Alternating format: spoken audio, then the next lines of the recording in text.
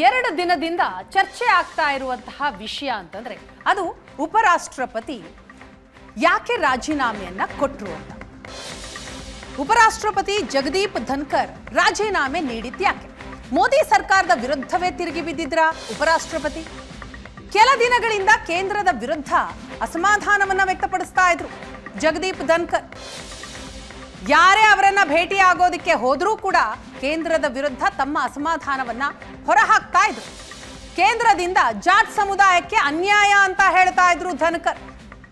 ಕೃಷಿ ಸಚಿವ ಶಿವರಾಜ್ ಸಿಂಗ್ ಚೌಹಾಣ್ ಅವರನ್ನ ಭೇಟಿ ಆಗೋದಿಕ್ಕೆ ಅಂತ ಹೋದ ಸಂದರ್ಭದಲ್ಲಿ ಅವರ ಎದುರು ಜಾಟ್ ಸಮುದಾಯಕ್ಕೆ ಅನ್ಯಾಯ ಆಗ್ತಾ ಇದೆ ಅಂತ ಅಸಮಾಧಾನವನ್ನ ತೋಡ್ಕೊಂಡಿದ್ರಂತೆ. ಹಾಗಾದ್ರೆ ಕೆಲ ದಿನಗಳಿಂದ ಮೋದಿ ಸರ್ಕಾರದ ವಿರುದ್ಧ ಉಪರಾಷ್ಟ್ರಪತಿ ಜಗದೀಪ್ ಧನ್ಕರ್ ಅವರು ತಮ್ಮ ಅಸಮಾಧಾನವನ್ನ ವ್ಯಕ್ತಪಡಿಸ್ತಾನೆ ಇದ್ರು.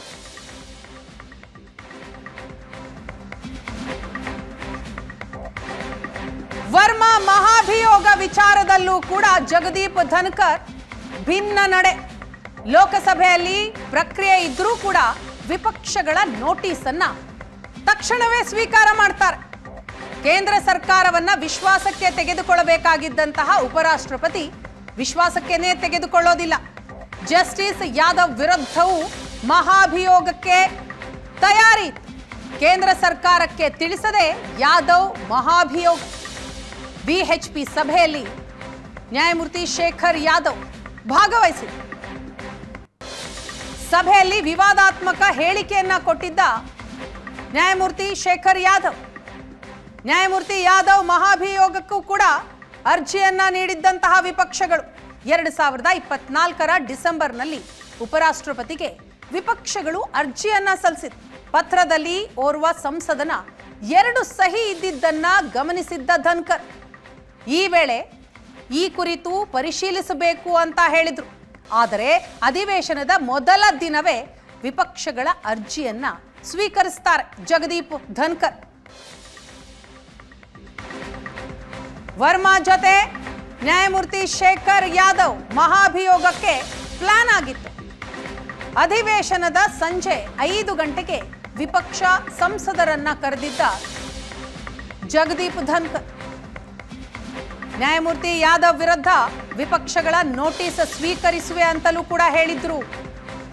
ಲೋಕಸಭೆಯಲ್ಲಿ ವರ್ಮಾ ಮಹಾಭಿಯೋಗದ ಚರ್ಚೆ ನಡೀತಾ ಇತ್ತು.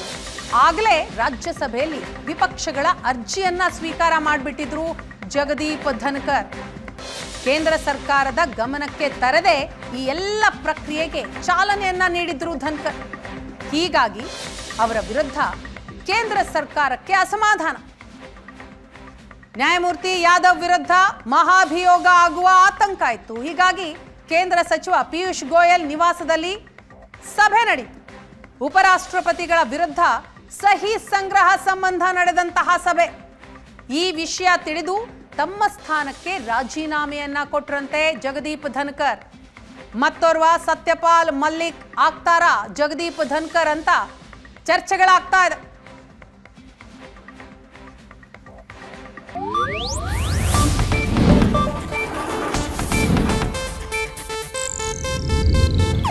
ಇದು ಏಷ್ಯಾನೆಟ್ ನ್ಯೂಸ್ ನೆಟ್ವರ್ಕ್ ಪ್ರಸ್ತುತಿ.